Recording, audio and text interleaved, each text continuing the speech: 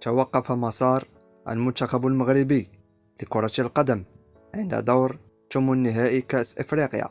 بعد الخسارة أمام منتخب جنوب إفريقيا ب2-0 في المباراة التي أقيمت بملعب لوران بوكو بمدينة سان بيدرو كوت ديفوار. ووجد رفاق العميد غانم سيس صعوبات كبيرة في فك شفرة دفاع منتخب جنوب إفريقيا، حيث انتظر المنتخب المغربي إلى غاية الدقيقة 44 قبل تهديد حارس منتخب الخصم بكرة سانحة للتهديف عن طريق اللاعب أمين عدلي لم يحسن التعامل معها بشكل المطلوب. ومع بداية مجريات الجولة الثانية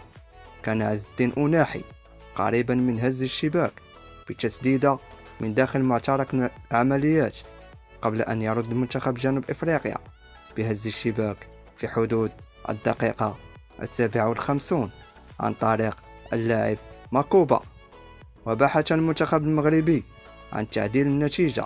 عبر خلق العديد من الكرات الهجومية، غير أن النجاح الهجومية كانت الحلقة المفقودة طيلة دقائق الجولة الثانية،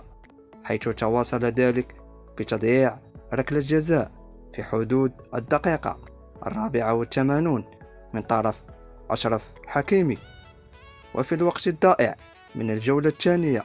نجح اللاعب موكوينا في تسجيل الهدف الثاني لمنتخب جنوب إفريقيا ليغادر بذلك المنتخب المغربي بطولة إفريقيا في كوت ديفوار